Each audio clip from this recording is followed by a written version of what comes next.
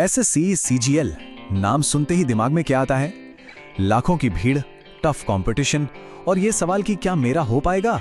अक्सर यही सुनने को मिलता है ना कि सीजीएल निकालना बहुत ही मुश्किल है क्योंकि कंपटीशन बहुत ज्यादा है। पर क्या सच में यही पूरी कहानी है? असलियत थोड़ी अलग है। असली चैलेंज वो लाखों एप्लीकेंट्स नहीं है। असली चैलेंज है एक सही स्ट्रैटेजी का ना होना। बिल्कुल वैसा ही जैसा यहाँ लिखा है, कंपटीशन सिर्फ उनके लिए है जिनके पास सही प्लान नहीं है। सोचिए इस बात को, प्लान है तो कंपटीशन कैसा? तो चलिए इसी प्लान को बनाते हैं। प्रिपरेशन की इस सारी कंफ्यूजन को, इस कियोस्क को हम एकदम clear step by step road map में बदलते हैं। हम शुरू करेंगे इस कंपटीशन के मिथ्स से, फिर एलिजिबिलिटी चेक करेंगे, टियर 1 एग्जाम को डिकोड करेंगे, एक अल्टीमेट बुक लिस्ट देखेंगे, मॉक टेस्ट को मास्टर करने का तरीका जानेंगे और हाँ, एंड में एक सॉलिड 10 घंटे का ब्लूप्रिंट भी है। तो आगे बढ़ते हैं। सबसे पहला और सबसे जरूरी कदम, एलिजिबिलिटी चेक करना। आखिर इतनी मेहनत शुरू करने से पहले ये तो पता होना चाहिए ना कि इस रेस में दौड़ भी सकते हैं या नहीं। और खुशखबरी ये है कि क्राइटेरिया बहुत सिंपल है, बस 3 चीजें। पहला, किसी भी स्ट्रीम से ग्रेजुएशन डिग्री चलेगा। दूसरा, जो फाइनल ईयर में है वो भी अप्लाई कर सकते हैं, बस हाँ कट ऑफ डेट्स का ध्यान रखना पड़ेगा। और तीसरा, जो एज लिमिट है उसके अंदर आना होगा। That's it. और ज्यादातर पोस्ट्स के लिए ये एज रेंज 18 से 30 साल के बीच रहती है। बस एक इंस्पेक्टर पोस्ट की रेस में शामिल होने के लिए इतना ही काफी है। ओके, एलिजिबिलिटी चेक हो गई। अब आते हैं पहले पड़ाव पर, टियर 1 एग्जाम। इसे एक गेटकीपर समझ लीजिए। इसके मार्क्स फाइनल मेरिट में तो नहीं जुड़ते, लेकिन इस दरवाजे को खोले बिना आगे जाना इम्पॉसिबल है। सो इसे क्लियर करना तो नॉन नेगोशिएबल है। तो इस गेटकीपर का स्ट्रक्चर कैसा है? एकदम सिंपल और बैलेंस्ड। देखिए, यहाँ 4 सेक्शंस हैं, मैथ्स, रीजनिंग, इंग्लिश और जीके जीएस। और सबसे इंपॉर्टेंट बात, सबका वेटेज एकदम बराबर है, 25% ईच, कोई भेदभाव नहीं। अब यहाँ पे थोड़ा स्मार्ट खेलना पड़ता है। इन 4 सब्जेक्ट्स को 2 टीम्स में बांट सकते हैं। पहली टीम मैथ्स और रीजनिंग, ये हैं स्कोरिंग सब्जेक्ट्स। यहाँ टारगेट होना चाहिए पूरे 50 में से 50, पॉसिबल है। और दूसरी टीम इंग्लिश और जीके जीएस, ये नॉलेज बेस्ड हैं। यहाँ फोकस ग्रामर, वोकैबुलरी और जनरल नॉलेज की मास्टरी पर रहता है। लेकिन इन सब के ऊपर एक चीज है जो सबसे जरूरी है, और वो है स्पीड। क्यों? क्योंकि 100 सवाल हैं और टाइम सिर्फ 60 मिनट, मतलब हर सवाल के लिए 1 मिनट से भी कम। तो आखिर में सारा खेल स्पीड का ही है बॉस। सवाल ये है कि ये स्पीड और एक्यूरेसी आएगी कहां से? जवाब है सही रिसोर्सेज से। अब हम एक ऐसी बुक लिस्ट की बात करेंगे जो बिल्कुल नो नॉनसेंस है, हजारों किताबों के झंझट से बचाएगी, क्योंकि सीजीएल प्रेप में लेस इज मोर का फंडा चलता है। और ये लेस इज मोर वाली स्ट्रैटेजी काम क्यों करती है? इसके पीछे एक बहुत बड़ा रीजन है, और वो है ये नंबर 80%। एसएससी के लगभग 80% सवाल प्रीवियस ईयर पैटर्न्स पर ही बेस्ड होते हैं, समझ गए? इसलिए सबसे स्मार्ट काम है पिछले साल के क्वेश्चंस यानी पीवाईक्यूज पर फोकस करना। तो ये रही वो फोकस लिस्ट। मैथ्स के लिए पिनाकल या किरण की पीवाईक्यू वाली किताब, इंग्लिश के लिए ग्रामर की बाइबल यानी नीतू सिंह वॉल्यूम 1, और वोकैबुलरी के लिए ब्लैक बुक। रीजनिंग के लिए कोई किताब नहीं चाहिए, सिर्फ और सिर्फ पीवाईक्यूज काफी हैं। और जीके जीएस के लिए लूसेंट का कोर कंटेंट और स्टैटिक जीके के लिए यूट्यूब वीडियोस। परफेक्ट कॉम्बो है। चलिए, किताबें तो हो गईं, लेकिन सिर्फ पढ़ना काफी नहीं है। असली परफॉर्मेंस इंजन वो है मॉक टेस्ट्स। और सच बताऊं तो यहीं पर ज्यादातर एस्पिरेंट्स सबसे बड़ी गलती कर बैठते हैं। वो सोचते हैं पहले सिलेबस खत्म कर लूं, फिर मॉक दूंगी।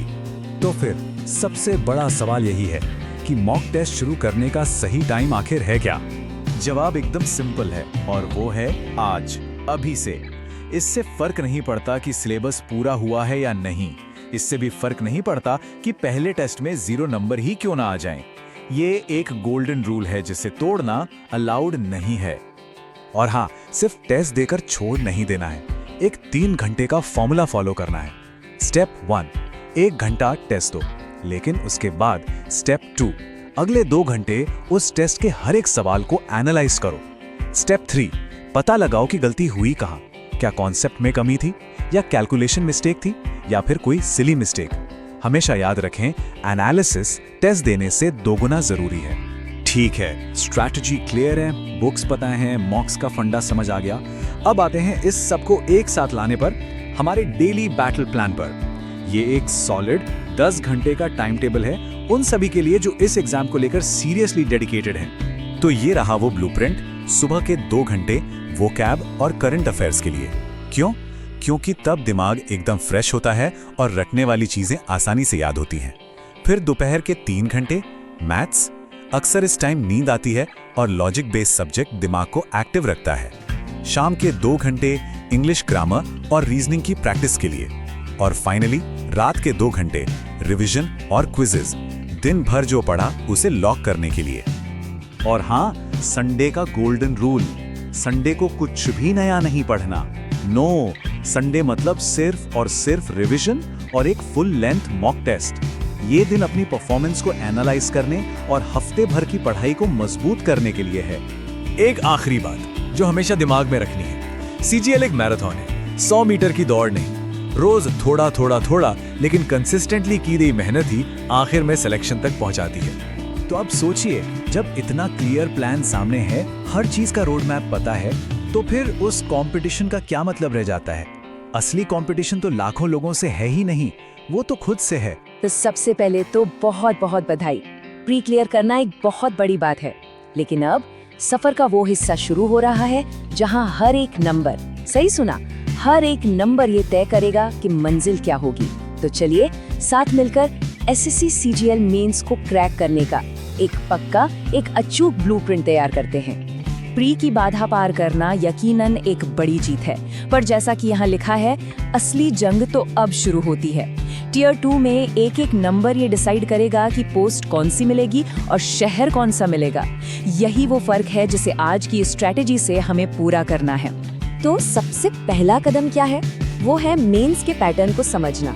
देखिए, ये परीक्षा एक ही दिन में 2 सेशंस में होती है और इसकी बनावट को ठीक से जान लेना मतलब आधा काम तो यही हो गया। जरा सेशन 1 के ब्रेकडाउन पर नजर डालते हैं। पहला सेक्शन है मैथ्स और रीजनिंग का। ये स्पीड और दिमाग का खेल है, लेकिन असली वेटेज मतलब जहां से रैंक तय होगी वो है सेक्शन 2, इंग्लिश के 45 सवाल और जनरल अवेयरनेस के 25 सवाल। और हाँ, सेक्शन 3 कंप्यूटर भले ही क्वालिफाइंग हो, पर इसे हल्के में लेने की गलती बिल्कुल मत करना। अब आता है सेशन 2, जो है डेटा एंट्री स्पीड टेस्ट यानी कि टाइपिंग। और ये एक ऐसी चीज है जो आखिरी वक्त पर नहीं सीखी जा सकती, इसलिए इसकी प्रैक्टिस आज से नहीं, अभी से शुरू कर देनी चाहिए ताकि एग्जाम वाले दिन कोई सरप्राइज ना मिले। चलिए, पैटर्न तो समझ लिया, अब आते हैं असली मुद्दे पर। हर सब्जेक्ट के लिए एक एडवांस्ड स्ट्रैटेजी। एक बात साफ है, मेंस में बेसिक तरीकों से काम नहीं चलेगा। यहाँ एक एडवांस्ड अप्रोच चाहिए जो हर सब्जेक्ट की गहराई तक जाए। सबसे पहले बात करते हैं मैथ्स और रीजनिंग की। ये पूरे 180 नंबर का खेल है। मेंस में सवालों का अंदाज बिल्कुल बदल जाता है। वो प्री वाले छोटे सवाल नहीं, बल्कि लंबे, कहानी जैसे स्टेटमेंट आधारित सवाल आते हैं। यहाँ सिर्फ ट्रिक से बात नहीं बनेगी, यहाँ कॉन्सेप्ट्स की गहरी समझ चाहिए। तो करना क्या है? अपना पूरा फोकस लंबे स्टेटमेंट बेस्ड सवालों पर डालना है।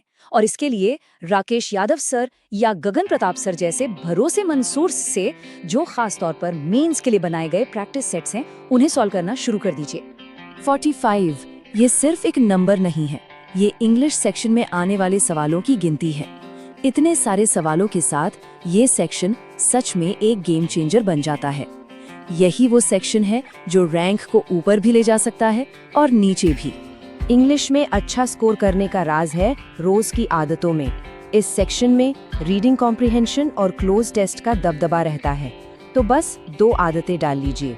रोजाना 2-3 अखबार के एडिटोरियल पढ़ना और हर दिन 5 से 10 सेंटेंस अरेंजमेंट यानी PQRS वाले सवाल सॉल्व करना।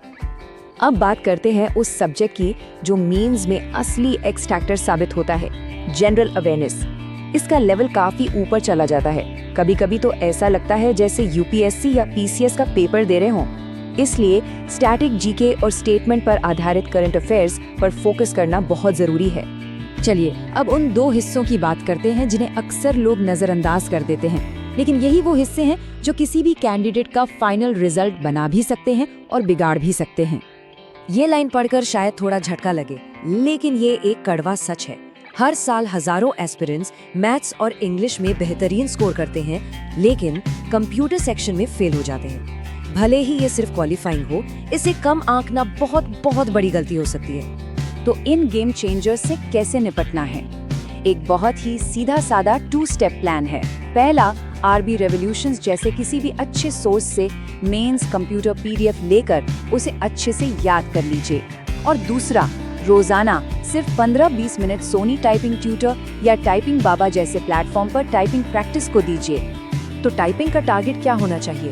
अपने दिमाग में ये नंबर सेट कर लीजिए, 27 से 30 वर्ड्स पर मिनट। ये एक सेफ जोन है। यहाँ तक पहुँच गए तो एग्जाम के प्रेशर में भी कोई दिक्कत नहीं होगी। बस यही बेंचमार्क है। पढ़ाई हो गई, प्रैक्टिस भी कर ली, लेकिन अब आता है सबसे जरूरी हिस्सा, मॉक एनालिसिस और फिर से प्रैक्टिस। यही वो प्रोसेस है जो तैयारी को तराश कर फाइनल एग्जाम के लिए तैयार करेगा। तो मेंस क्लियर करने का सबसे बड़ा मंत्र क्या है? Mock, analyse, repeat. मतलब रेगुलर टेस्ट दो, अपनी गलतियों को गहराई से समझो, उन्हें सुधारो और फिर से टेस्ट दो। यही लगातार बेहतर होने का इकलौता और सबसे पक्का तरीका है। लेकिन इसे रूटीन में कैसे लाएं? कोशिश करें कि हफ्ते में कम से कम 3 फुल लेंथ मॉक तो देने ही हैं। और अगर कोई सब्जेक्ट, मान लीजिए मैथ्स, थोड़ा कमजोर लग रहा है, तो रोज 1 घंटा सिर्फ उसके सेक्शनल मॉक के लिए अलग से निकालें। यही तरीका कमजोरियों को ताकत में बदलेगा। एनालिसिस का सबसे पावरफुल टूल है एरर नोटबुक। इसका एक सीधा सा सिद्धांत है, जो सवाल एक मॉक टेस्ट में गलत हो गया, वो फाइनल परीक्षा में कभी किसी भी हालत में गलत नहीं होना चाहिए। ये नोटबुक सुधार का सबसे बेस्ट टूल है। तो ठीक है, पूरी स्ट्रैटेजी दिमाग में क्लियर है। अब इन सब चीजों को एक दिन में कैसे फिट करना है? चलिए बनाते हैं कामयाबी का एक डेली ब्लूप्रिंट। 10 से 12। हाँ, मेंस की तैयारी मतलब हर दिन इतने घंटों की फोकस्ड मेहनत। ये वो कमिटमेंट है जो इस एग्जाम को चाहिए ही चाहिए। इन 10-12 घंटों को बांटना कैसे है? देखिए, लगभग 4 घंटे मैथ्स और रीजनिंग की प्रैक्टिस के लिए, 3 घंटे इंग्लिश की रीडिंग और वोकैब के लिए, 2 घंटे जीके और कंप्यूटर को, और सबसे जरूरी आखिरी का 1 घंटा सिर्फ और सिर्फ रिवीजन के लिए। यही बैलेंस आपको सबसे आगे रखेगा। और हाँ, कभी अगर दबाव महसूस हो तो बस खुद को ये याद दिलाना कि सिविल इंजीनियरिंग में इतने बड़े बड़े सब्जेक्ट्स पढ़े हैं, तो ये 4 सब्जेक्ट भी हो जाएंगे। सही बात है, ये चुनौती उन मुश्किलों से बड़ी नहीं है जिन्हें पहले पार कर चुके हैं।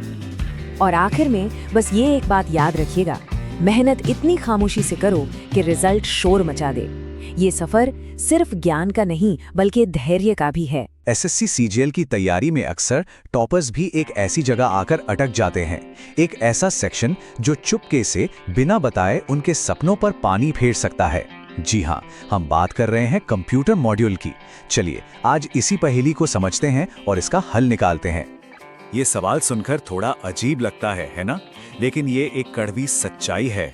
पिछले साल हजारों ऐसे टैलेंटेड कैंडिडेट्स थे जिनका स्कोर बहुत शानदार था, लेकिन वो सिर्फ इसलिए दौड़ से बाहर हो गए क्योंकि वो कंप्यूटर मॉड्यूल क्वालिफाई नहीं कर पाए। और बस यही इस पूरी बातचीत का निचोड़ है। कंप्यूटर मॉड्यूल को अब हल्के में लेने की गलती बिल्कुल नहीं की जा सकती। ये अब वो गार्ड बन चुका है, वो गेट कीपर जो ये तय कर रहा है कि कौन अंदर जाएगा और अपनी मंजिल पाएगा और कौन दरवाजे से ही बाहर हो जाएगा। जरा सोचिए, ये आंकड़ा कितना बड़ा है। इसका सीधा मतलब है कि दांव पर बहुत कुछ लगा है। आपकी सारी मेहनत, दिन रात की पढ़ाई और फिर एक छोटी सी चूक और सब खत्म। इसलिए इस गार्ड को समझना बहुत बहुत जरूरी है। तो चलिए सबसे पहले इस गार्ड से ही जान पहचान करते हैं। देखते हैं कि इसका एग्जाम पैटर्न क्या है और ये आखिर इतना जरूरी बन क्यों गया है। इसका स्ट्रक्चर ना एकदम सीधा साधा है। कुल 20 सवाल पूछे जाएंगे। हर सही जवाब पर आपको मिलेंगे 3.5 नंबर, यानी टोटल हो गए 60 मार्क्स। लेकिन एक चीज का ध्यान रखना है, यहाँ नेगेटिव मार्किंग भी है। हर गलत जवाब पर आपका 1 नंबर कट जाएगा। और असली खेल यहीं पर शुरू होता है। कहने को तो ये सिर्फ क्वालिफाइंग है, लेकिन अगर आपका सपना एएसओ जैसी टॉप पोस्ट पाने का है तो सिर्फ पास होने से काम नहीं चलेगा। इन पोस्ट के लिए कंप्यूटर का कट ऑफ काफी ऊपर जाता है, मतलब आपको इसमें अच्छा स्कोर करना ही पड़ेगा। तो फिर सेफ जोन में रहने के लिए टारगेट क्या होना चाहिए? एक मैजिक नंबर याद कर लीजिए, 30+। 60 में से 30 से ज्यादा नंबर लाने का मतलब है कि आप टॉप पोस्ट की रेस में मजबूती से बने हुए हैं। अच्छा, तो ये 30+ स्कोर आएगा कैसे? पढ़ना क्या है? देखिए, एसएससी अब वो पुराने बेसिक सवाल नहीं पूछ रहा। हम पूरे सिलेबस को 4 मजबूत पिलर्स यानी स्तंभों में बांट सकते हैं। सबसे पहला और सबसे जरूरी पिलर, इसे वीआईपी मानकर चलिए, वो है एमएस ऑफिस। क्यों? क्योंकि सरकारी दफ्तरों में आज भी सारा काम इसी पर होता है। इसमें भी शॉर्टकट कीज, वर्ड और पावर पॉइंट के फंक्शंस और हाँ, एमएस एक्सेल के फॉर्मूले तो सबसे ज्यादा जरूरी हैं। दूसरा पिलर है इंटरनेट और नेटवर्किंग। आपको ये पता होना चाहिए कि HTTP और FTP जैसे प्रोटोकॉल क्या होते हैं, IP एड्रेस कैसे काम करता है, या जो ब्राउजर और ईमेल हम रोज इस्तेमाल करते हैं उसके पीछे की टेक्नोलॉजी क्या है। इन सब की समझ होना अब जरूरी है। तीसरा पिलर हमें बेसिक्स पर वापस ले जाता है, लेकिन थोड़ी गहराई से। CPU यानी कंप्यूटर का दिमाग कैसे काम करता है, अलग अलग इनपुट आउटपुट डिवाइस क्या हैं और मेमोरी के बीच का फर्क जैसे रैम, कैश और हार्ड ड्राइव में क्या अंतर है, ये सब जानना जरूरी है। और चौथा और आखिरी पिलर है साइबर सिक्योरिटी। आज के डिजिटल जमाने में जब सब कुछ ऑनलाइन है, तो ऑनलाइन खतरों के बारे में जानना भी जरूरी है। वायरस, मैलवेयर और ट्रोजन हॉर्स क्या हैं और इनसे कैसे बचा जाए, ये अब एग्जाम का एक अहम हिस्सा बन गया है। तो अब जब हमें ये पता है कि क्या पढ़ना है, तो अगला बड़ा सवाल है कि कैसे और कहां से पढ़ना है। चलिए अब थोड़ी स्ट्रैटेजी पर बात करते हैं। इसकी तैयारी के लिए बहुत सारी किताबों के चक्कर में पढ़ने की कोई जरूरत नहीं है। बस 3 चीजों पर फोकस करें। YouTube पर अच्छी मैराथन वीडियोस देख लें, पिछले साल के सवालों की PDF सॉल्व करें और सबसे जरूरी, मॉक टेस्ट देते समय कंप्यूटर सेक्शन को कभी भी स्किप ना करें। और तैयारी का प्लान भी एकदम स्मार्ट होना चाहिए। रोज कंप्यूटर पढ़ने की जरूरत नहीं है, बस वीकेंड पर कुछ घंटे निकाल लीजिए, उतना काफी है। एमएस ऑफिस की शॉर्टकट कीज की एक लिस्ट बनाकर अपनी स्टडी टेबल के सामने चिपका लें। और सबसे जरूरी बात, प्रैक्टिकल बने। एमएस एक्सेल को रटना नहीं है, लैपटॉप पर खोलकर उसे इस्तेमाल करना है, प्रैक्टिस करना है। कंप्यूटर टेस्ट पास कर लिया मतलब जंग जीत ली? नहीं, ये तो सिर्फ आधी लड़ाई थी। असली परीक्षा तो अब आती है, टाइपिंग टेस्ट। ये आखिरी पड़ाव है जहां बड़े से बड़े सूरमा भी चूक जाते हैं। यहाँ एक बड़ा फर्क है जरूरत और रियलिटी में। ऑफिशियली तो सिर्फ 27 वर्ड्स पर मिनट की स्पीड चाहिए, लेकिन एग्जाम के प्रेशर में अच्छा परफॉर्म करने के लिए समझदारी इसी में है कि घर पर कम से कम 35+ की स्पीड से प्रैक्टिस की जाए। और यहाँ गलतियों की गुंजाइश ना के बराबर है। आपको 95% की एक्यूरेसी बनाए रखनी होगी। मतलब साफ है, सिर्फ तेज टाइप करने से काम नहीं चलेगा, सही टाइप करना उससे भी ज्यादा जरूरी है।